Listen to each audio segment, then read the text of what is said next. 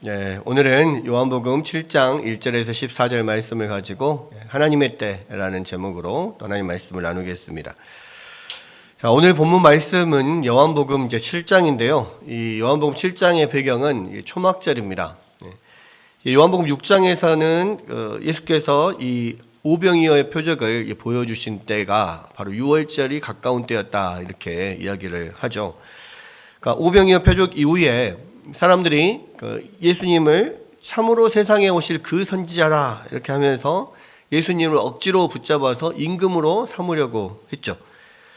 여기서 이제 그 선지자는 성경에 예언된 다시 오실 그 모세와 같은 선지자로, 사람들은 그 선지자가 이렇게 오면 모세가 광야에서 이 40년 동안 만나로 사람들을 먹였던 것처럼 그들이 기다리던 그 선지자, 그리스도죠. 그리스도가 오시면 모세처럼 일하지 않아도 먹을 것을 하늘에서 내려서 먹일 거라고 하는 그런 잘못된 믿음을 가지고 있었습니다. 그래서 예수님께서 이 보리떡 5개와 물고기 2마리로 이 남자만 5,000명을 배불리 먹이고도 12바구니를 남는 것을 거두었을 때 예수님이 바로 우리가 기다리던 그 선지자구나, 이렇게 엄청난 기적으로 우리를 먹여주는 걸 보니까 바로 이 모세와 같은 그 선지자구나, 이렇게 이야기하면서 예수님을 임금으로 삼으면 앞으로 배고플 일이 없을 것이다, 이렇게 생각을 했던 거죠. 그래서 예수님을 왕으로 막 세우려고 했습니다. 그럴 때 예수님이 썩을 양식을 위해서 일하지 말고 영생하도록 있는 양식을 위해서 하라라고 하시면서 이 오병이어 표적을 보여준 이 목적이 당신이 바로 생명의 양식이고 당신의 피와 살을 먹는 자, 곧 예수님을 믿는 자들은 영생을 주시려고, 그들에게 영생을 주시려고 이 땅에 오셨다라는 것을 말씀을 하시죠. 근데 이제 사람들은 이제 이 말을 듣고 예수님이 당신의 생명이 떡이다, 또 뭐 당신의 피와 살을 먹어야 된다, 또 나는 하늘로부터 왔다, 뭐 이런 이야기들을 계속 하시는데 그걸 이해할 수가 없는 거예요. 그러니까 니들은 계속해서 이 육신의 양식만 가지고 계속 생각을 하는 것이고, 예수님은 계속 영의 양식을 가지고 이야기를 하는데 서로 핀트가 안 맞는 거죠. 그리고 분명히 요셉의 아들인 것도 알고 내가 다 아는데 뭐 하늘에서 내려왔다 그러고, 그러니까 이게 영 이상한 거예요. 전혀 이렇게 이해할 수가 없는 겁니다. 그래서 그 이후에 이제 여러 가지 많은 이야기들을 나누지만 결국은 그냥 평행선을 쭉 서로가 서로의 생각들이 확고하게 딱 차이가 있기 때문에 평행선을 달리다가 결국에는 많이 예수님을 따르던 많은 사람들이 다 예수님을 떠나서 이제 흩어지게 됩니다. 그리고 나서 이제 6개월 정도가 지난 거예요. 그러니까 6장에서 7장은 한 6개월 정도의 시간 차이가 있습니다. 왜냐하면 이 6장이 이제 유월절이 가까웠을 때라고 했잖아요. 그러니까 유월절은 유대인의 그 명절인데 유대인의 달력으로 정월 14일부터 일주일간입니다. 그러니까 1월 14일부터 일주일간이고, 초막절은 유대인의 달력으로 7월 15일부터 일주일간이에요. 그러니까 딱 6개월 정도 차이가 나는 거죠. 근데 그 6개월 동안 예수님은 계속 갈릴리에 계셨던 거예요. 그러니까 요한복음은 이제 다른 공관복음과 달리, 다른 공관복음은 이제 대부분 갈릴리에서 사역하시는 것들을 다루었고요. 유대에서 사역하시는 것은 이제 십자가를 지러 예루살렘으로 들어가셨을 때 그때를 집중적으로 다룹니다. 그런데 요한복음은 이 갈릴리의 사역도 나오지만 예루살렘에 들어가서 하시는 일들이 여러 번이 나와요. 그래서 이제 다른 공관복음에서는 이제 마지막 십자가를 질 때 이제 유월절 명절 기간에 집중되어 있기 때문에 잘 모릅니다. 근데 요한복음에 보면 이 유월절 명절이 한 3번 정도 반복이 돼요. 그래서 이제 이 요한복음을 보고 이 예수님이 공생애 사역을 하신 게 한 3년 정도 됐구나, 이렇게 지금 판단을 하는 거거든요. 그래서 이제 주로 예수님께서 이게 표적을 베푸시고 또 거기에 대한 또 여러 가지 관련된 또 이야기를, 설교들을 막 하잖아요. 그리고 서로 사람들하고 막 대화하고 뭐 그렇게 하는 것들이 주로 유대 사역이에요. 유대 사역. 근데 이때는 2월절부터 초막절까지 6개월 동안을 그냥 갈릴리에 계속 있으시는 거예요. 이대로 안 가시고. 그래서 왜 그런가 했더니 이제 요한의 말은 1절에 보니까 그 후에 예수께서 갈릴리에 다니시고 유대에서 다니려 아니하심은 유대인들이 죽이려 함이로라. 이렇게 이야기를 하고 있습니다. 그러니까 지금 유대를 마지막 그 예루살렘 갔다 온 게 뭐냐면 이 요한복음 5장에서 베데스다 연못가에서 38년 된 병자를 고치고 거기에서 또 안식일 논쟁을 하고 또 자신의 신성 논쟁에 대한 여러 가지 논쟁들을 했잖아요. 그때 예수님이 자기가 하나님의 아들이라고 하니까 사람들이 다 예수님을 망령되다라고 생각을 하고 이제 그때부터 사실은 예수님을 이거 죽여야 되겠다 모의를 하게 되거든요. 네, 그 이후로 지금 이제 갈릴리에 와서 오병이어 표적을 이루고 초막절까지 계속 안 내려가신 겁니다. 근데 이제 이 내용을 봤을 때 예수님이 유대인들이 지금 그 예루살렘 유대 지역에서 유대 종교 지도자들이죠. 유대인이라고 하면 이제 유대 종교 지도자들, 바리새인들이나 제사장들을 말하는데 이런 사람들이 예수님을 죽이려고 하는 것 때문에 생명의 위협을 받아서 그래서 안 내려간 것이냐? 사실은 그렇진 않아요. 그러니까 그 목숨이 두려워서 예수님이 안 내려간 게 아니에요. 왜 그렇습니까? 예수님은 처음부터 이 땅에 오실 때요, 죽으러 오셨어요. 그러니까 예수님의 시간표는 결국 마지막에 예수님이 하셔야 될 사명, 우리 모든 인류의 죄를 지고 십자가에서 죽으시는 그 사명을 이루기 위해 오셨거든요. 그런데 그렇기 때문에 사실은 예수님이 유대인들이 죽이려 한다고 해서 그것 때문에 두려워서 안 내려가신 것은 아니에요. 그런데 분명한 것은 예수님은 태어나시면서부터 그 십자가를 지실 그때를 목표로 해서 지금 계속해서 나아가고 계시는 거거든요.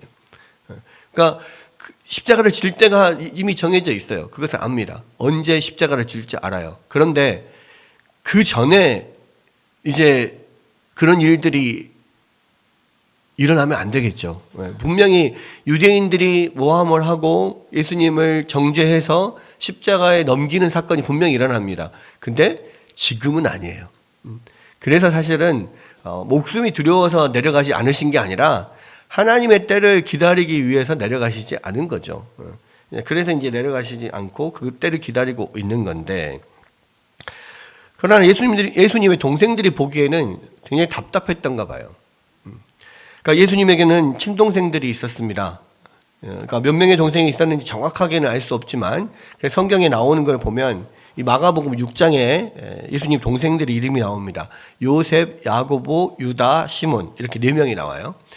그런데 그 중에서 이제 야고보는 우리가 잘 알듯이 나중에 이제 예수님을 믿게 되고 예루살렘 공의회가 열렸을 때 사도행전 15장에서 그 예루살렘 공의회 의장 역할을 하는 사람이 바로 이 야고보입니다. 예수님 동생 야고보고요. 그리고 신약 성경에서 야고보서를 쓴 사람이 바로 이 예수님 동생 야고보예요. 또 여기 또 유다가 나오죠. 유다.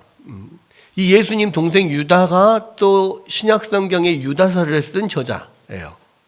그래서 이 야고보, 예수님 동생 4명 중에 2명, 야고보와 유다는 신약 성경의 저자다. 우리가 이렇게 생각할 수 있는데, 그러나 이때는 예수님을 하나님의 아들 그리스도로 믿지 못할 때입니다.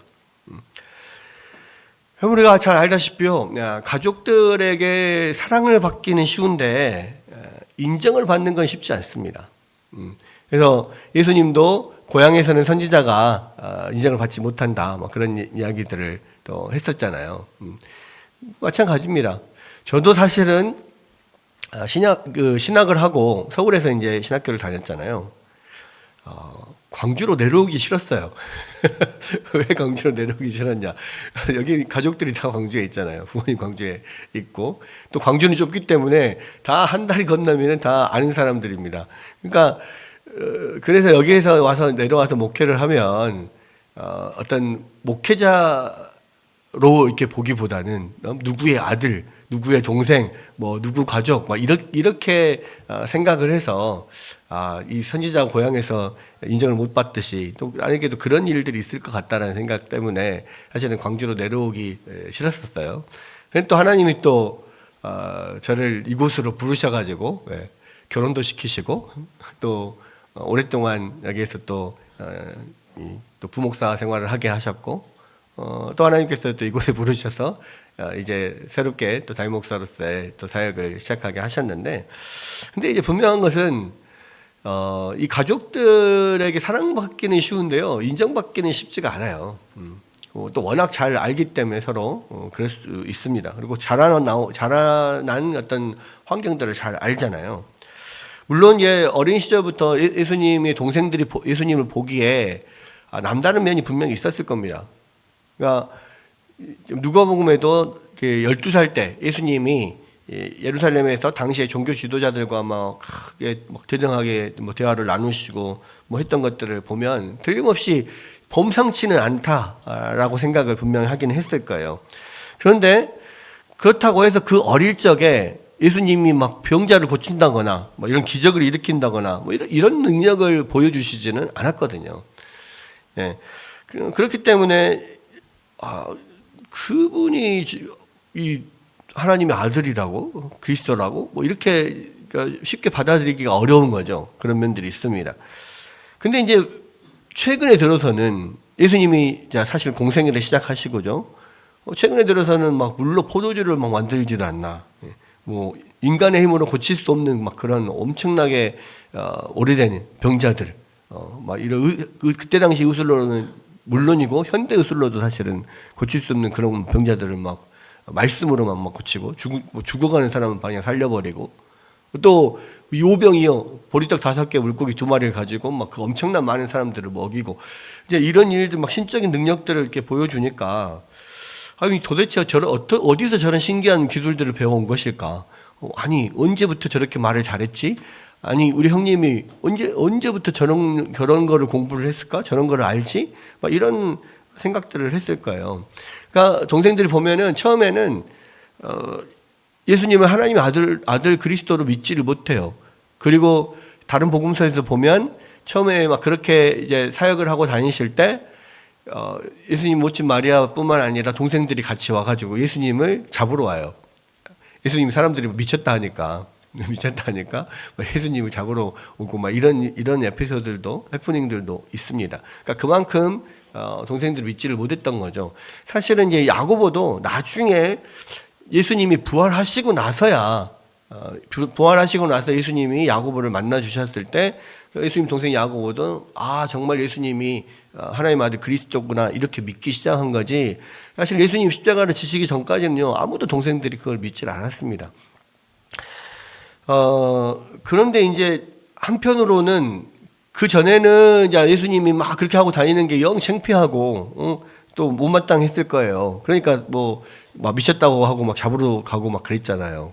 그런데 이제 최근에 지금 예수님이 형님 예수님이 하시는 일들을 보면 이건 대단한 일들을 하시거든. 그리고 옛날하고 달리 엄청나게 사람들이, 옛날에는 그런 예수님 보고 미쳤다 그랬거든요. 근데 요즘에는 그런 예수님을 보고 사람들이 엄청나게 환호하기 시작하고 왕으로 세우려고 하고 엄청난 인기를 구가하고 있는 그런 실정입니다. 그러니까 이 동생들도 다른 거는 모르겠고 형님이 이제 그렇게 사람들에게 인기가 있고 왕으로 세우자 어쩌자 이런 이야기까지 나오고 하니까 굉장히 마음이 좀 이렇게 같이 흥분되고 그랬을 거예요. 근데 갑자기 그렇게 발빠른 행보를 이어가던 형이 갑자기 속도를 늦추고 집에 그냥 가만히 있는 거예요. 갈릴리에 그냥 머물러서 어디 가지를 않는 거예요. 물론 이제 유대인들이 죽이려고 한다는 소문은 있습니다. 그런데 어떻게 그런 마음이 드는 거죠. 아니 위험을 무릅쓰지 않고 어떻게 대사를 이루겠느냐. 그러니까 이제 다른 사람들의 이야기를 듣고 이 동생들은 우리 형님이 진짜로 그리스도로, 정치적인 그리스도로 와가지고 다윗의 왕과를 다시 재건하는 그런 사람으로서 등장을 할 거라고 생각을 하는 거죠. 그런데 그런 큰 야망을 그런 비전을 가지고 있는 사람이 그렇게 또 지금까지는 막 정신없이 뭐 급하게 막 여러 가지 일들을 했던 사람이 갑자기 조용히 그냥 갈릴리에 있는 거예요. 그리고 유대로는 가려고 하지를 않는 것을 보면서 이거 인심이라는 게 얼마나 변덕스러운데 형님은 세상을 몰라 너무 모른다. 지금 여기서 멈추면 더 이상 이 사람들에게 이제 잊혀져 갈 것이고 그냥 그렇게 큰 야망을 품었던 것들도 더 이상 실현할 수 없을 거다. 이런 마음이 이제 드는 거예요. 게다가 더 조바심이 드는 거는 뭐냐면 최근에 오병이어 그 사건 이후에 그렇게 많은 사람들이 예수님을 따랐는데 예수님이 가버나움에서 이렇게 그 사람들 만나서 막 그 자기가 생명의 떡이고 폐화살을 먹어야 살고 뭐 막 그런 나는 하늘로부터 내려오는 떡이다 뭐 이런 이야기를 했을 때 사람들이 이해를 못하고 이상하다 하고 이제 다 떠나버렸거든요. 실제로 그래서 남은 사람은 제자들밖에 없었어요. 예수님이 부르신 제자들. 그러니까 이미 한번 이렇게 막 구름 같은 그 사람들이 왔다가 쫙 다 사라진 그런 때인 거죠. 그러니까 지금 예수님 동생들이 봤을 때는 뭔가 이거는 이대로 있어서는 안 될 것 같다는 거예요. 그런데 이제 마침 때가 왔어요. 그러니까 유대인의 명절은 3대 명절이 있잖아요. 유월절, 그 오순절 또는 칠칠절, 초막절 이게 세 명절이 있는데 6월절은 아까 말했듯이 유대 달력으로 1월 14일부터 시작을 해가지고 일주일 동안입니다. 그때가 이제 우리 양력으로 말하자면 3월 중순에서 4월 중순, 3월에서 4월 그 사이예요. 그러니까 15일이니까 3월 말이나 4월 초 정도 됩니다. 그래서 이 6월절과 비슷하게 맞춰서 사실 우리가 부활주일을 지키기 때문에 부활주일이 항상 3월 말이나 4월 초가 되는 거예요. 그러니까 그래서 이제 그렇게 하는 거고, 그다음에 이제 오순절은 뭐냐면 6월절부터 시작을 해서 6월절 지나고 50일이 지났을 때, 오순이니까 50일이잖아요. 또 77절이라고 하는 것은 77에 49, 7주가 지났을 때 그 다음 7주가 지난 다음 날, 이 날이 이제 오순절, 77절 이렇게 이야기를 합니다. 그러니까 7주니까요. 보통 한 2달 정도, 한 2달 정도 지나면 그 오순절이 되는 거죠. 2달에 8주니까. 이제 그 중간에 그 오순절이 대목이 있어요. 그때도 사람들이 예루살렘에 엄청 많이 모여요. 그 다음에 이제 그 시간은 어떻게 지나갔어요. 이제 남은 것은 초막절이에요. 초막절은 이제 7월 15일부터 시작을 하는데 우리나라 지금 양력으로 생각을 하자면 보통 10월 정도? 보통 10월 정도, 이 정도 됩니다. 그래서 추수감사주일이나 뭐 이런 쪽이 또 거기에 또 맞춰져서 또 그런 식으로 되어 있죠. 근데 어쨌든 초막절이 되면 많은 유대인들이 어떤 이 이스라엘 안팎에서 다 몰려올 거라는 말이에요. 그러니까 다시 한번 이 예수님이 우리 형님 예수님이 사람들 앞에 짠 나서가지고 또 다시 그런 막 인기를 얻을 수 있는 그런 절호의 기회인데 아니 그래서 이제 형제들이 예수님께 나와서 뭐라고 합니까? 3절에 그 형제들이 예수께 이르되 당신이 행하는 일을 제자들도 보게 여기를 떠나 유대로 가소서. 스스로 나타나기를 구하면서 묻혀서 일하는 사람이 없나니 이 일을 행하려거든 자신을 세상에 나타내소서 하니. 지금 이 형제들은 예수님이 하려는 일을 몰라요.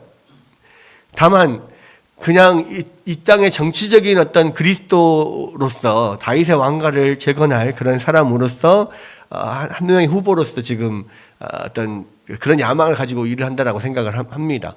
그러니까 그렇게 큰 야망을 가지고 일하려면 이 총구석에 사람 없는 데 있지 말고 아니 사람들이 많은 곳에 가서 자기의 능력을 보여주고 그런 뭐 신적인 능력도 보여주고 또 그 말 잘하는 이 달변을 가지고 또 이렇게 사람들한테 연설도 하고 그래서 사람들 마음을 모아야 될 거 아닙니까? 근데 여기 이렇게 계속 거기 있으면 어쩌자는 겁니까? 빨리 가십시오. 유대로 가십시오. 이야기를 해요. 근데 예수님은 뭐라고 이야기를 합니까? 아직 내 때가 이르지 않았다. 그래서 나는 이번 명절에 안 올라갈 거다. 너희네들 먼저 올라가라. 아직은 내 때가 아니다. 이렇게 이야기한다고. 아니 지금 이런 좋은 기회를 놓치면 이제는 여기까지 놓쳐버리면 이제 예수님은 사람들 앞에서 완전히 묻혀버릴 거예요. 왜냐면 이제 다음 6월절이면 내년이잖아요, 내년 3월, 양력으로 3월이고 내년 정월까지 지나가야, 이렇게 기다려야 되는데, 그때 되면 이미 1년 정도 지나버리는 거니까요. 이미 다 때를 놓친다 이거예요. 이거는 실기다, 실기. 이거는 어떤 때를 놓치는 거다라고 생각을 하는 거죠. 근데 예수님께서는 그 6월절 아주 중요한 그 중요한 초막절에 안 올라간다는 거예요. 너희들 먼저 올라가래. 내 때는 아직 이르지 않았다. 근데요, 재밌는 것은 사도 요한이 이 예수님의 동생들이 그런 반응을 보인 것은 7장 5절에 보니까 이는 그 형제들까지도 예수를 믿지 아니함이로라 이렇게 이야기한 거예요. 여러분, 이 동생들이 사람들에게 잊혀지기 전에 예루살렘에 가서 빨리 기반을 확보하자라고 말하는 것이 예수님을 믿지 않았기 때문이라는 겁니다. 그럼 도대체 뭘 믿지 않았다는 걸까요? 무엇을 믿었고 무엇을 안 믿었을까요? 지금 동생들이 믿은 것부터 먼저 생각해 볼까요? 동생들이 이 형님 예수님을 믿은 게 있었어요. 뭘 믿었어요? 예수님의 능력을 믿었어요. 왜? 직접 봤잖아요. 기적적으로 떡을 만들어내는 것도 목격을 했고 또 병을 고치는 것도 목격을 했습니다. 그리고 분명히 예수님이 이 세상을 바꿀 만한 능력이 있는 그런 사람이라는 것도 인정을 해요. 그러니까 자꾸 큰일을 하려면 사람 많은 데로 가라고 막 이야기를 하죠. 그런데 예수님의 능력 그런 자질 다 믿었습니다. 그런데 뭘 안 믿었습니까? 그들은 예수님이 말한 영생을 믿지 않았어요. 그리고 예수님이 영생을 주시기 위해서 이 땅에 오셨다는 사실을 믿지 않았습니다. 그리고 아직은 예수님이 말씀하시는 영생이나 천국인의 어떤 최고의 가치와 의미를 믿지 않았어요. 거기에 두지 않았습니다. 그래서 그들에게 궁극적으로 필요한 것은 이 부자가 되는 것이 아니라 생명을 얻는 것이고 이 세상에서 원하는 것을 할 수 있는 능력이 아니라 하나님의 자녀가 되는 권세다라고 하는 것을 믿지 않아요. 예수님 말씀 들으면서 약간의 호기심을 가질 수도 있었을 거예요. 그런데 그들은 영생에 대한 관심이 전혀 없었고요. 예수님의 말씀을 인격적으로 신뢰한 적도 없었습니다. 예수님이 계속 끊임없이 말하잖아요. 나는 지금 그것도 오병이어를 통해서 계속 말씀한 게 뭡니까? 나는 생명의 떡이다. 나를 믿는 자는 살 것이다. 나는 너희들에게 영생을 주러 왔다. 생명을 주러 왔다. 계속 말하는데요. 그거를 이해 못하고 떠난 그 많은 군중들과 똑같이 동생들도 그걸 믿지 않았다는 거예요. 보이는 능력을 믿었어요. 신적인 능력을 행하는 것을 믿었어요. 그런데 영생을 주시는 부분에 대해 영생에 대한 이야기, 천국에 대한 이야기 믿지를 않은 거예요. 예수님은 영원한 하나님 나라를 말했지만요. 그들은 오로지 이 땅에서의 평안과 안락을 구했습니다. 그리고 그들에게 있어서 영생은 있으면 좋은 덤 정도였지 현실보다 중요하진 않았어요. 여러분 근데요. 이런 모습들이 마치 현대 교회의 모습과 흡사하지 않습니까? 여러분 예수를 믿는 사람들은 영생이 있다는 거 믿으세요? 믿습니까? 믿습니까? 아멘이요, 아니에요. 아님, 아멘, 이런 비슷한 것 같은데. 여러분, 예수님을 믿는 사람은 영생을 얻어요. 여러분, 예수님을 믿으면 천국에 간다는 거 믿으시죠? 그럼 지금 여러분 빨리 죽어서 천국 가고 싶은가요?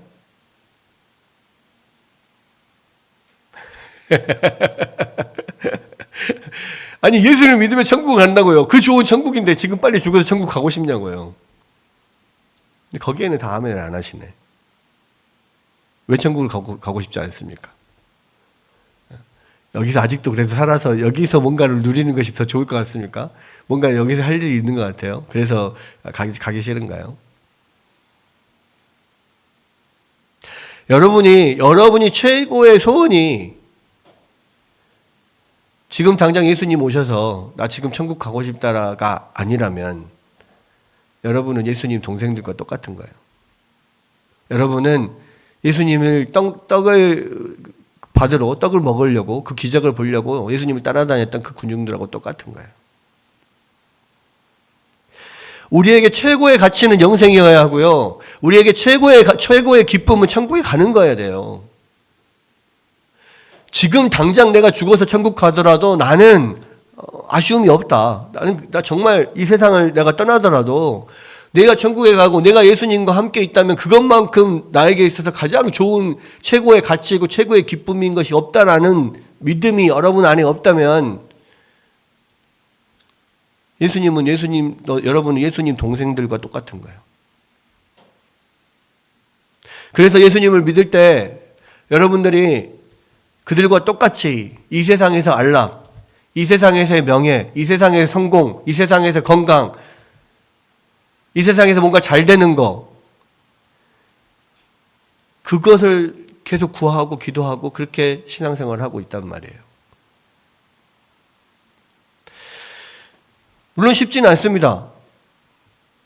그래도 이 세상은 그래도 살만하니까, 그래도 이 세상에서 사는 게 그래도 괜찮잖아요. 그러니까 조금 더 살고 가고 싶고, 나는 아직 결혼도 못 해봤는데 제가 총각 때 그랬습니다. 그래도 결혼은 좀 해보고 천국을 가더라도 가야 될 거 아닐까요? 뭐 이렇게 생각을 했었습니다. 그런데요, 현대교회, 한국교회가 왜 힘이 없냐면, 왜 한국교회가 그렇게 이 세상에 영향력을 끼치지 못하냐면요, 그런 천국에 대한 소망, 영생에 대한 소망이 여러분의 제1번 최고의 가치가 아니기 때문에 그래요. 만약에 여러분에게서 영생을 누리는 것, 천국에 가는 것, 여러분의 영혼이 구원받는 것, 이것이 가장 최고의 여러분의 소원이고 1번의 가치라고 한다면 여러분 이 세상에서 그 어떤 것에서도 여러분 꿀릴 게 없어요. 여러분, 우리는 이 세상에 사는 것은요, 나그네 인생이에요. 성경에서 계속해서 말하잖아요. 우리는 천국 백성이고 이 세상에 잠깐 왔다 가는 나그네들이라고. 그래서 이 세상에서 제일 중요한 것은 하나님의 뜻을 이 땅에서 이루는 거예요. 그렇잖아요. 하나님께 영광을 돌리고 이 땅에서 그냥 살아가는 거예요. 한편으로는 나그네라고 하면 잘 몰라요. 그런데요, 어떤 것은 더 우리가 쉽게 말하자면 우리가 이 땅에 출장 온 거예요. 출장 온 사람들. 하나님 나라에서 이 땅에 출장 온 사람들이에요. 출장 온 사람들은 뭡니까? 어떤 목표를 가지고 온 거예요. 어떤 그 회사에서 자기를 보내는 목표가 있잖아요. 출장은. 그것을 이루려고 오는 거예요. 물론 출장을 가서 그 일들을 다 하고 나면 그곳에서 또 관광도 할 수 있고 나름대로 시간을 좀 빼서 조금 이렇게 둘러보고 이렇게 즐겁게 있다가 올 수 있어요. 그런데 가장 큰 목적은 뭐예요? 출장 간 그 목적을 이루는 것, 그것이 제일 우선순위라고. 여러분, 우리는 정말 우리가 하나님의 백성이고요, 천국 백성이라면, 천국 가는 것이 소원이라면, 그리고 우리 가운데 영생을 누리는 것이 소원이라면요, 이 땅에서 사는 것이, 이 땅에 소망을 두면 안 돼요. 이 땅에 소망을 둘 게 뭐가 있습니까? 우리는 이 땅에 출장 온 건데, 왔다 가는 건데, 이 세상에 사는 사람 아닌데, 이 세상에 큰 집을 짓고 거기에 좋은 가구를 놓고 그냥 거기서 떵떵거리고 사는 것이 무슨 의미가 있냐고. 출장 가가지고 그렇게 집 살 거예요? 출장 가서 집 사고, 출장 가서 좋은 가전제품 뭐 좋은 거 막 이렇게 사가지고 며칠 동안 잠깐 보다가 그렇게 올 거예요? 그렇게 어리석은 짓을 왜 합니까? 거기다 투자를 왜 해요? 그대로 놓고 올 건데 그 갖고 올 수 있나요? 갖고 올 수 없잖아요. 뭐 엄청난 좋은 집에 엄청난 좋은 뭐 가구, 막 내가 좋아하는 막 컴퓨터 게임 막 이런 거 막 다 왕창 사놔서 올 때는 어떻게 할 건데요? 다 처분하고 또 다시 또 그 귀찮은 짓을 뭐 어떻게 합니까? 출장을 가거나 나그네 삶을 사는 것은요, 그 땅에 뭔가를 막 이루려고 사는 게 아니에요. 출장의 목표를 이루고 돌아가면 그것이 가장 잘 산 거예요. 그죠? 출장을 가장 잘 온 겁니다. 여러분, 현재 기독교인들에게요, 이런 마음이 없어요. 그러니까 기독교가 힘이 없어요. 그러니까 파워가 없는 거예요. 그 세상에서 가장 무서운 사람이 어떤 사람입니까? 죽기를 각오하는 사람이 제일 무서운 사람이잖아요. 죽기 살기로 덤빈 사람이 제일 무서운 사람이잖아요. 그러니까 우리 크리스찬들은 그래서 제일 무서운 사람들이에요. 왜? 죽기를 각오했으니까. 난 죽으면 천국이니까. 난 천국 가는 거를 제일 소망하니까. 이 땅에서 무슨 아무 소망이 없어요. 그러니까 제일 무서울 수 있어요. 그 어떤 것으로도 그 사람을 매일 수가 없어요. 그래서 초대교회 크리스찬들, 초대교회들은 그렇게 강력했던 겁니다. 아무도 그 사람을 어떻게 할 수가 없어요. 세상의 어떤 사고 방식으로는 그 사람을 아무도 어떻게 할 수가 없어. 그러니까 그런 이야기를 하잖아요. 크리스찬들 때문에 죽겠다고 막 그 로마에서 로마 황제에게 막 그 상소를 하면서 그런 이야기를 하잖아요. 크리스찬들 때문에 죽겠다. 사람들이 오만 천지에 다 가서 복음을 전파하고 그냥 역병처럼 그렇게 이 가이사가 아닌 황제가 주가 아니라 예수 그리스도가 주다. 이것을 막 자꾸 전파를 하고 다니니까 이 사람들 때문에 아주 그냥 온 세상이 들썩들썩해서 아주 죽겠습니다. 그러니까 뭐라고? 그럼 그런 사람들 다 옥에다 잡아 가더라. 그 이야기를 하잖아요. 그러니까는 그럼 더 큰일 납니다. 옥에 갇히는 걸 이 사람들은 영광으로 생각하고요. 거기 가서도 또 사람들한테 거기 있는 사람들을 다 전도해 버리니까 안 됩니다. 그럼 죽여라. 이 사람들은 순교가 최고의 영광이에요. 죽일 수도 없습니다. 그럼 어쩌라고? 이렇게 나오잖아요. 그래서 그때 당시에 초대교회는 그만큼 무서웠고 그만큼 강력했던 거거든요. 세상이 감당할 수 없는 사람들이라고 그렇게 이야기를 했거든요. 근데 여러분, 우리가 예수님을 믿는다고 하고 교회를 다니면서 여전히 우리의 마음이 세상 사람들과 똑같은 것을 목표로 가지고 똑같은 생각들을 이루기 위해서, 세상의 성공을 위해서 그냥 그렇게 살아간다면 그러면 아무런 다른 게 없어요. 교회의 힘은, 기독교의 힘은 다름에서 나오거든요. 낙차에서 나오는 거예요. 낙차 큰 커브. 이게 되게 위력적인 거잖아요. 근데 낙차가 하나도 없어. 교회와 세상이 낙차가 하나도 없어. 아무런 밋밋한 그냥 공이 들어오는 거예요. 이 교회가 강력하려면은 낙차가 있어야 돼, 낙차가. 세상과 교회가 다른 것을 추구하는 낙차가 있어야 된다고. 가장 큰 낙차는 뭡니까? 교회는 천국을 소망하는 사람들이에요. 영생을 추구하는 사람들이에요. 그 어떤 것보다 내 영혼의 구원에 관심이 있고 그것을 위해서 힘쓰는 사람들이에요. 그랬을 때 그 낙차가 생기는 거예요. 근데 영혼에 대한 관심이 없어요. 천국에 대한 소망이 없어요. 영생에 대한 그런 추구가 없어요. 근데 무슨 낙차가 생기겠어요? 예수님 동생들하고 똑같은 믿음을 가지고 있는 거죠. 근데 성경에서는 그들은 믿음이 없었다라고 이야기합니다. 그러니까 예수님의 능력을 믿는 거, 예수님은 전능하신 분입니다. 하나님은 전능하시는 분입니다. 내가 원하는 모든 것들을 충분히 이룰 수 있는 분입니다. 내가 어려운 가운데서도 우리를 건져줄 수 있는 분입니다. 할렐루야, 하나님 나를 도와주십시오. 나는 예수님을 믿습니다. 그거 예수님 동생하고 똑같은 믿음이라고. 그 믿음은 아무짝에도 쓸데없는 믿음이에요. 물론 하나님이 전능하신 것도 사실이고 또 그렇게 하나님 앞에 구하는 자들에게 주시는 것도 사실이에요. 하나님을 찾는 사람들은 하나님이 계신 것과 그를 찾는 자들에게 상을 주시는 분인 것을 믿어야 된다 그랬잖아요.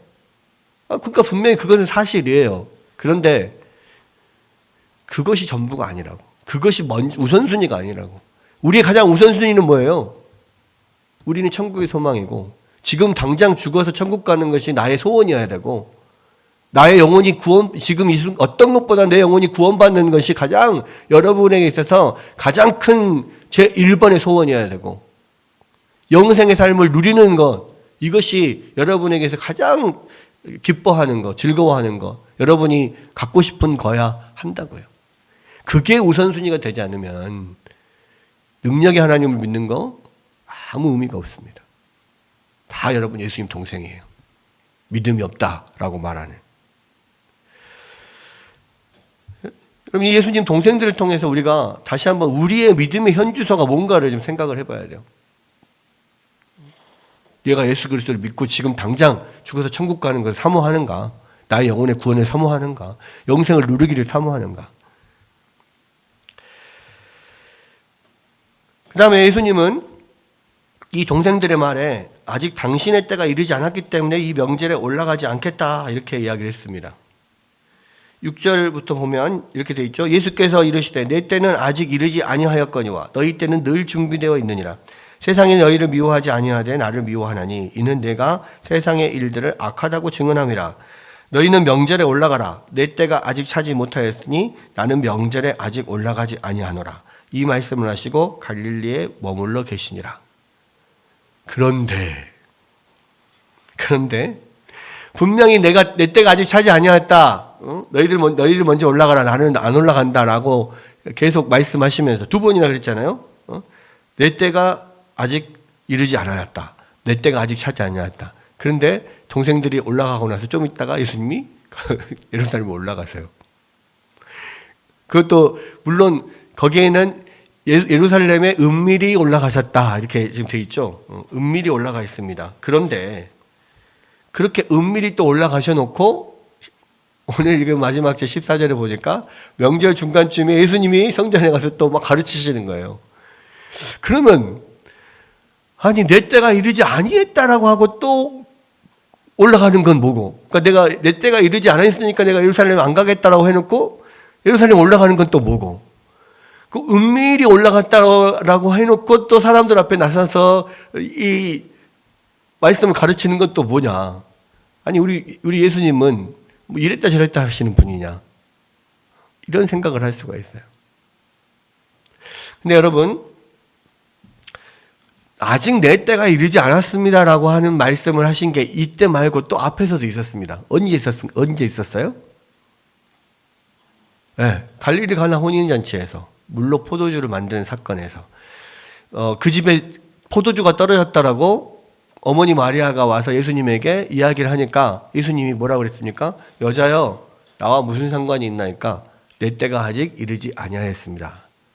근데 그때도 그렇게 말해놓고 하인들에게 물을 떠다가 연회장에 갖다 주라 하면서 바로 물고 포도주를 만드는 사건을 일으키셨단 말이에요. 그 기적을.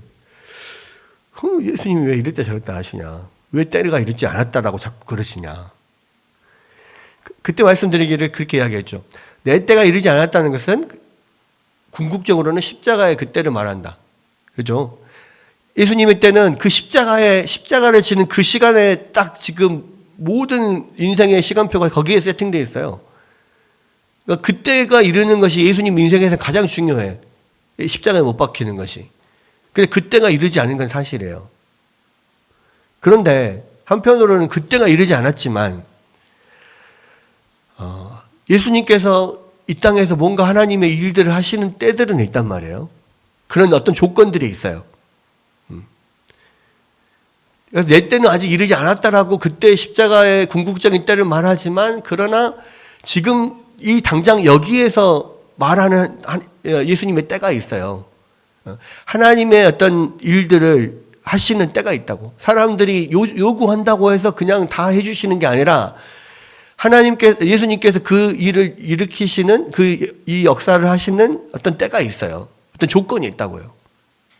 그거를 말씀하시는 거예요.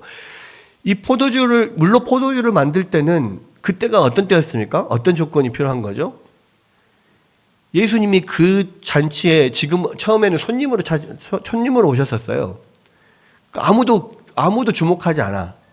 근데 예수님 모친 마리아가 포도주가 떨어졌다라고 와서 이야기를 하고 예수님에게 그것을 부탁을 했을 때 그때부터는 그 잔치의 성패는 예수님께만 달려 있어요. 예수님이 그 잔치의 주인이고 주인공이야. 그 위치가 됐을 때 모든 사람들이 예수님만 바라보고 예수님이 앞으로 어떻게 무슨 일을 하든지 무슨 말씀을 하시든지 그 말씀대로 해라 라고 그렇게 종들에게 말하고 지켜보고 있을 그때에 예수님이 거기에서 물로 포도주를 만드신 사건을 일으켰죠. 그러니까 우리 삶에서 예수님이 중심이 되실 때, 우리 삶에서 예수님이 주인이 되실 때 예수님이 역사하시는 때란 말이에요. 지금 여기서는 예수님이 아직 내 때가 이르지 않았다라고 말을 했지만 예수님이 중간에 예루살렘을 올라가셨고 또 은밀히 올라가셨다라고 했는데 거기서 또 사람들 앞에서 말씀을 가르쳐요. 여러분, 이것을 통해서 예수님께서 말씀하시려고 하는 게 뭘까요? 그러니까 먼저 첫 번째는 예수님의 그때에 대해서 계속 말을 하고 있어요. 십자가에 못 박힐 때. 근데 그때는 분명히 아니야. 근데 그때를 향하여서 지금 그 시간표를 향하여서 점점 하나씩 스케줄을 예수님께서 이루어 가고 계시는데, 분명히 예수님이 그 과정 가운데 초막절에 예루살렘으로 올라가시긴 가셔야 돼요. 근데 지금은 동생들이 요구하는 그때는 그때가 아니야. 왜? 지금 동생들이 요구하는 것처럼 사람들하고 같이, 가족들하고 같이 그 초막절을, 명절을 지내려고 그 많은 사람들이 함께 그렇게 쭉 행렬을 지어서 이제 예루살렘을 간다고 가정을 해봐요. 이제는 예수님이요, 그 전하고 달라요. 전국적인 유명한 인사잖아요. 그리고 예수님이 하나님의 아들이라고 막 하고, 뭐 기적적인 일을 일으키고, 또 자기가 그리스도라고 하고, 내가 올 그이다. 또는 사람들이 다 세상에 올 그 선지자다. 그렇게 말하고 주목하고 있는 가운데 있습니다. 그러면 어떻게 됩니까? 그 사람들하고 같이 행렬을 이루어가지고 이제 예루살렘으로 들어가잖아요. 그러면은 예수님께서 십자가를 지실 때, 십자가를 지실 그 주에 예루살렘에 입성을 하잖아요. 나귀를 타고.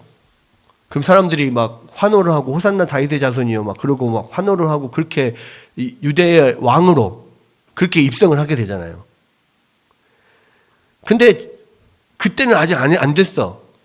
근데 전반적으로 봤을 때 예수님의 위치는 지금 사람들하고 그렇게 같이 예루살렘에 들어가면 딱 그렇게 될 수밖에 없는 그런 상황인 거예요. 분명히 이때 지금 그렇게 예루살렘 입성을 했으면 사람들이 호산나 다윗의 자손이요 막 이러면서 막 옷 깔고 막 나귀 태워가지고 지금 들여보낼 판이에요. 왜? 이 사람들은 예수님 왕으로 세우려고 그랬잖아요. 그러니까 그 사람들하고 같이 지금 가면은 그렇게 돼버려요. 근데 지금은 그렇게 예루살렘에 입성할 때가 아니란 말이에요. 그래서 이 사람들하고 같이 안 올라가는 거예요. 그래서 먼저 올라가라 하고 예수님이 하나님의 그 때를 맞춰서 이번에는 조용히 은밀히 그렇게 예루살렘으로 들어가는 겁니다. 근데 한 가지 그래도 의문이 남아요. 아, 그래. 그럼 이때가 그때는 아니니까. 그래도 의문이 남아요. 근데 그렇게 은밀히, 여기서 특별히 은밀이라고 했잖아요. 은밀히 이 예루살렘을 들어갔는데 갑자기 명절 중간에 성전에 와서 또 막 가르쳐. 그럼 갑자기 은밀히 갔는데 왜 갑자기 확 또 자신을 드러내셨을까? 왜 그러셨을까요?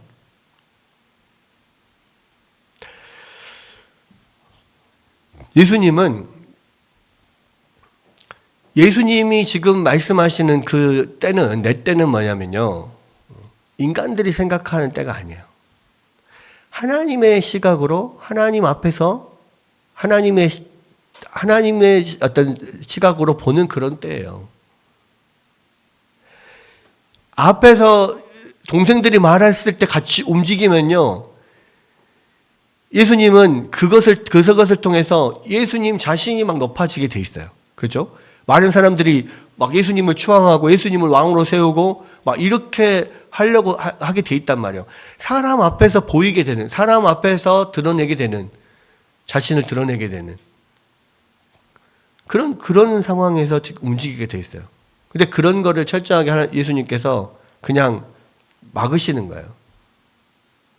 그리고 그렇게 조용히 그러면 사람 눈에 안 띄는 것이 목표였다면 예루살렘 가서도 조용히 있다가 오셔야 되잖아. 근데 예루살렘 가셔서 중간에 또 성전에 가서 또 막 하나님의 말씀을 가르쳐요. 왜 그랬을까요? 그건 하나님께서 원하시는 거니까. 그곳에서 가르쳐야 하니까. 예수님은 사람의 시간표를 따르는 게 아니라 하나님의 시간표를 따르는 거예요. 그리고 예수님은 철저하게 사람 앞에서 일을 하는 게 아니고요. 사람의 시선을 받고 그것에 좌지우지 되지 않고요. 온전히 하나님의 앞에서만 일을 하시는 거예요. 그러니까 사람의 입장에서 봤을 때는 잘 이해가 안 가. 왜 이랬다 저랬다 하느냐 이렇게 생각해. 근데 하나님 편에서 철저하게 하나님 편에서 하나님의 시각으로 하나님의 시간표대로 해야 될 일들을 그렇게 하는 거예요. 사람 앞에 행하지 않고. 그래서 여기서의 하나님의 때는 어떤 때입니까? 하나님이 기뻐하시는 때예요. 하나님의 시각으로 봤을 때예요. 그때는 사람의 시각으로 봤을 때하고 달라요. 사람의 입장에서 봤을 때는 이게 당연히 맞는 거야. 당연히 이렇게 해야 돼. 그런데 하나님의 입장에서 봤을 때는 이것보다는 이게 더 나아. 그러니까 예수님은 철저하게 하나님 앞에서만 지금 행하시는 거예요. 너희가 어떤 일을 하든지 사람의 시각으로 보지 말고 사람의 눈에 보이려고 하지 말고 철저하게 하나님의 시각으로 보고 하나님 앞에서 일하라는 거예요. 예수님께서는 그걸 보여주시는 겁니다. 많은 사람들이요, 신앙생활 하면서요, 자꾸 사람의 눈치를 봐요. 뭔가 사람의 눈을 의식하고 뭔가를 하려고 해요. 그게 나는 그냥 하나님 앞에서만 하나님만 보고 한다, 하나님만 바라보고 한다라고 하지만, 근데 사람의 어떤 시각으로 봐주고 그거를 알아주기를 원해. 그러니까 내가 사람 앞에서 일하느냐, 하나님 앞에서 일하느냐 어떻게 구분할 수 있냐면요. 내가 하나님 앞에서 일한다라고 하지만 아무 사람 앞에서 보이지 않겠다라고 하지만 사람들이 안 알아주면 섭섭해. 그러면 사람 앞에서 일하는 거예요. 내가 하나님의 일을 한다고 하지만요. 사람이 알아주지 않으면 섭섭한 거. 그건 사람의 일인 거예요. 자기는 하나님을 한다고 하는데 아니요. 근데 그런 함정에 되게 많이 빠집니다. 여러분, 제가 청년 때도요, 그런 일화가 있습니다. 제가 대학교 다닐 때 청년 때 우리 교회가 작은 개척교회였거든요. 근데 그때 이제 부흥회를 하면 보통 이제 겨울에 1월 달에 우리 이제 학교 방학 때죠, 보통. 부흥회를 하면 새벽 예배, 오전 11시 예배, 그리고 저녁 예배. 그러니까 항상 3번 예배가 있습니다. 그러면은 부흥회 하기 전에 항상 앞에서 찬양 인도를 막 해야 돼요. 근데 그때 당시에는 찬양 인도자가 없었어요. 그래서 제가 대학생인데, 제가 이 부흥회 때 새벽 예배, 오전 예배, 저녁 예배 할머니랑 같이 참여하면서 찬양 인도를 했었습니다. 항상 그런 건 아니고요. 이제 그런 적이 있었어요. 근데 저희 집은 교회에서 지하철을 전철을 타고 1시간 이상 가야 되는 그런 곳에, 북쪽에 있는 그런 곳이었으니까, 그런 부흥회를 하면 그냥 교회에서 그냥 유아실 같은 데서 먹고 자고 거기서 그렇게 일주일 부흥회 기간 동안에 그냥 부흥회 하고 또 찬양인도 하고 막 그런 식으로 했었거든요. 근데 이제 보통 찬양인도를 하고 이제 저는 따로 이제 유아방 조그만 곳에서 이렇게 좀 오전에 이렇게 끝나고 예배 끝나고 좀 쉬었다가 저녁에 또 찬양 예배 이렇게 한다고 찬양 준비하고 막 이렇게 했는데 한 번은 대부분은 이제 할머니도 이제 또 할머니 지하에 또 다른 요하방이 계시고 저는 또 위에 뭐 있고 뭐 이렇게 했는데 대부분은 교회에서 이제 밥을 이렇게 거기서 같이 교회에서 먹고 자고 하는 사람들 밥 챙겨주고 막 해요. 그리고 특히 이제 저녁 같은 경우는 강사 목사님들이랑 여러분들이 해서 같이 이제 막 식사로 막 밖에 나가고 막 그러는데 그때 한 며칠 됐을 때였어요. 부흥회 기간 동안에 이제 오전에 예배 끝나고 좀 쉬고 있다가 이제 전 예배 되기 전에 이제 찬양 준비를 좀 하려고 하는데 밖에서 막 떠들썩해요 소리가. 그래서 이제 막 밥 먹으러 가는 소리가 들리고 막 할머니 소리도 들리고 다른 집사님 소리도 들리고 막 갑시다 뭐 어쩌고 하고 막 하고 가는데 나를 데리러 올 때가 됐는데 밥 먹으러 가자 이렇게 데리러 올 때가 됐는데 데리러 오지 않는 거예요. 뭐 데리러 오겠지. 좀 그렇다고 제가 나서가지고 식사로 가십니까? 뭐 이러면서 또 이렇게 막 넉살 좋게 가가지고 같이 밥 끼워서 밥 먹거나 뭐 이러기도 좀 그렇잖아요. 챙겨주면은 감사하게 가는데 근데 이제 또 데리러 오겠지 하고 좀 기다리고 있는데 막 한동안 막 시끌벅적하더니 조용해지는 거예요. 좀 있으면 왜 나를 부르러 오지 않지? 좀 있으면 올 텐데 근데 아무리 기다려도 안 와. 할머니가 계셨는데도 불구하고 이분들이랑 할머니도 그렇고 저를 까먹은 거예요. 그래가지고 그냥 식사하러 가셔버렸어. 조용한 교회에서 혼자서 정막 가운데서 밥도 못 먹고 배는 고픈데 찬양인들 해야 되는데 속으로 막 굉장히 막 섭섭하고 억울한 마음 막 드는 거예요. 아니 내가 무슨 사역자도 아닌데 일개 대학생이 부흥회 기간 내내 새벽부터 저녁까지 참석하면서 찬양인도 하고 내가 무슨 찬양 사역자로 세워진 것도 아닌데 근데 밥도 안 주고 말이야. 자기들끼리만 밥 먹으러 가고 나는 챙겨주지도 않고 막 엄청 억울하고 이게 섭섭한 마음이 막 드는 거예요. 근데 이제 그렇게 막 그런 마음이 한참 들었다가 갑자기 예수님 생각이 났어요. 나는 정말 밥 한 끼 못 먹었다고 이렇게 섭섭하고 억울하고 그런데 예수님은 자기들을 위해서 자기가 십자가에 지금 예수님이 못 박혀주고 돌아가시는 건데 그것도 모르고 이 사람들이 막 돌을 던지고 막 모욕을 하고 욕을 하고 조롱을 하고 채찍질하고 막 그랬잖아요. 침을 뱉고 얼마나 억울하겠어요. 얼마나 섭섭하겠어. 내가 너네들을 위해서 내가 지금 내 목숨을 내놓는 건데 나를 그렇게 조롱하고 나한테 침 뱉고 나한테 막 그렇게 할 수 있어? 얼마나 섭섭했겠어요. 근데 예수님 어떻게 했습니까? 아버지여 저들이 죄를 모릅니다. 저들을 용서해 주십시오. 그 예수님의 마음이 느껴지는 거예요. 예수님 얼마나 정말 그렇게 그들을 보면서 그 마음에 참 아팠을까. 나는 밥 한 끼 못 먹었다고. 밥 먹는 거 하나에 나 하나 뺐다고 그렇게 섭섭한 마음이 드는데, 억울한 마음이 드는데, 예수님은 어땠을까? 그런 마음이 드니까, 회개가 되더라고.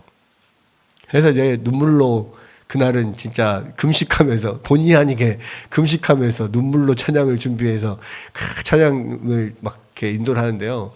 너무 막 은혜가 되는 거야. 예수님 마음이 너무 막 느껴지고. 그러면서 생각을 했어요. 내가 하나님을 위해서, 내가 사역자도 아니지만, 그렇게 나의 모든 시간을 들여서 그렇게 헌신한다 생각을 했는데, 그 밥 한 끼 안 챙겨준 걸로 내가 섭섭해한 거 보니까 내가 진짜 하나님 앞에서 행하는 게 아니라 사람 앞에서 행하고 있었구나. 그 생각이 드는 거예요. 여러분, 예수님께서 지금 보여주시는 게 그겁니다. 뭐가 하나님 앞에서 행하는 거냐? 이게 사람 앞에서 행하는 거냐? 하나님 앞에서 행하는 거냐? 하나님의 때는요, 사람의 시각으로 보지 말고 하나님의 시각으로 봐야 돼요. 철저하게 하나님 앞에서 행하는, 사람 앞에서가 아니라 하나님 앞에서 행하는 것을 하나님 기뻐하시는 거예요. 그러니까 사람들이 볼 때는 이해가 안 되죠. 어쩔 때는 내 때가 안 됐으니 안 올라간다 했다가 또 올라갔다가 은밀히 갔다고 했는데 또 갑자기 나타나서 또 막 말씀 가르치고. 사람의 시각으로 그 하나님 예수님께서 행하신 게 아니라 예수님은 철저하게 하나님 앞에서만 행하시는 거예요. 여러분, 우리가요 하나님의 일을 하려면 철저히 하나님의 시각으로 보고 철저히 하나님께서 기뻐하시는 대로 행해야 돼요. 그것이 하나님의 일을 하는 겁니다. 여러분들에게 많은 신앙생활 하면서 그런 일들이 있을 거예요. 칼빈의 좌우명이 코람데오였잖아요. 코람데오가 뭡니까? 하나님 앞에서. 내가 철저하게 하나님 앞에서 하나님께만 영광 돌리는 삶을 산다. 이게 칼빈의 좌우명이었잖아요. 우리도 마찬가지예요. 그렇게 되어야만 철저히 하나님을 바라보고 하나님을 기뻐하시는 그런 삶을 살기를 추구해야지. 사람들에게서 인정을 받고 사람들에게서 칭찬을 받고 뭔가를 보상을 받으려고 하면요, 하나님의 일이 되지 않고 오히려 사람의 일이 되어버리는 거예요. 섭섭한 거, 그래서 섭섭하게 물러가라 그러잖아요. 인간적으로 봤을 때는 얼마든지 섭섭할 수 있다니까요. 다 공감하죠. 와, 아니 사역자도 아닌데 그렇게 헌신도 찬양님도 하는데 밥도 안 먹여주고 그러면 되겠어? 인간적으로는 그런 마음이 들 수 있어요. 섭섭한 거에 대해서 얼마든지 공감할 수 있어요. 그런데 그거 하나님 앞에서 한 거 아니에요. 섭섭한 거, 그거는 하나님 앞에서 하는 거 아닙니다. 여러분, 물론 우리가 서로 칭찬해주고 격려해주고 그렇게 가면 좋죠. 그러나 그것을 여러분들이 목표로 하면 안 돼요. 그것을 얻기 위해서 그렇게 하면 그건 사람의 일이 되는 거라고요.